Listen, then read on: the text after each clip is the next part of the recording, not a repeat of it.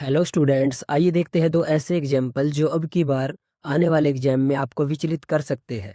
क्योंकि इन दोनों क्वेश्चंस की स्टेटमेंट देखने पर तो आपको लगेगा कि ये क्वेश्चन अलग है, लेकिन यदि आपने गलती से भी फिगर को देख लिया तो आप कहेंगे ये तो सेम टू सेम क्वेश्चन है। आइए देखते हैं स्टेटमेंट पढ़कर कैसे करेंगे इनको। P Q parallel R S के दिया गया है और ट्राइंगल पी ओ क्यू और एस ओ आर को प्रूव करना है, यानी कि ये दो ट्रायंगल्स को प्रूव करना है और ये पैरेलल दिया गया है। देखिए, यदि आपको पैरेलल दिया गया है तो फिर आपके पास कई ऑप्शन खुल जाते हैं। एक तो आप अल्टरनेट इंटीरियर का यूज कर सकते हो, तो यहाँ से लिख सकते हैं आप। सबसे पहले क्या करेंगे, ट्राइंगल्स उठाएंगे, वही वाली triangles in triangle P O Q and triangle S O are.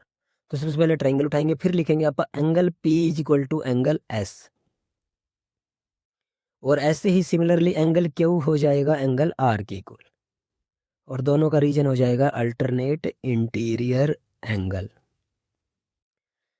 अब देखिए यहाँ पर ये जो क्रॉस की अपोजिट साइड में होते हैं, इक्वल होते हैं पी ओ क्यू, तो हम कह सकते हैं कि पी ओ क्यू किसके इक्वल हो जाएगा, एस ओ आर के।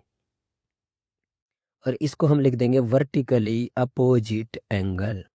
तो यहाँ पर दो एंगल अल्टरनेट इंटीरियर और एक वर्टिकल अपोजिट, तो angle angle angle similarity criteria से ये दो ट्रायंगल्स प्रूव हो जाएंगी। हम इनके बीच में सिमिलर का साइन लगा सकते हैं और ये सोल्व हो जाए। लेकिन देखिए दूसरे क्वेश्चन का स्टेटमेंट पढ़िए। ओ ए डॉट ओ बी, उसके अंदर दिया गया है कि O A dot O B O C dot O D के इक्वल है, और इस क्वेश्चन में ये पैरेलल नहीं दिया गया है, याद रखिएगा। इसमें आप अल्टरनेट इंटीरियर यूज नहीं कर सकते, तो इसमें केवल आप वर्टिकली अपोजिट यूज कर सकते हैं, लेकिन बाकी दो साइडों का रेशो को आप यहां से निकालना होगा। तो ऐसे दो ट्रायंगल्स उठाइए कि मान लो एक ये ट्रायंगल ले लिया आपने, in triangle A O D, दूसरी उठा लीजिए सी ओ बी, और अब इनको इस प्रकार से एडजस्ट कीजिए जैसे कि देखो ओ ए है तो ओ ए, तो उसका उसके नीचे जो आना चाहिए वो ओ सी आना चाहिए, तो आप उस ओ सी को इधर ले आओ। तो इसको यदि आप रीअरेंज करोगे, रीअरेंज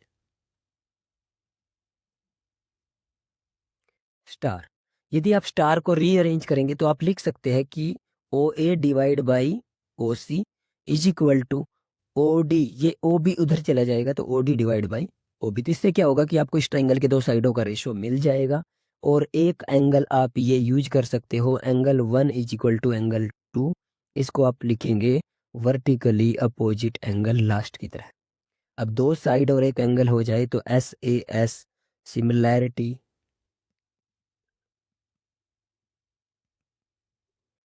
और ये होने के बाद आप क्या कर सकते हैं, उन दोनों ट्राइंगल्स को लिख सकते हैं ए ओ डी सिमिलर है सी ओ बी के।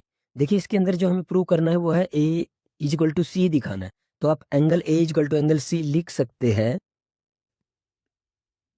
और angle B is equal to angle D भी यहीं से लिख सकते हैं क्योंकि ये मैच कर रहा है, angle B is equal to angle D.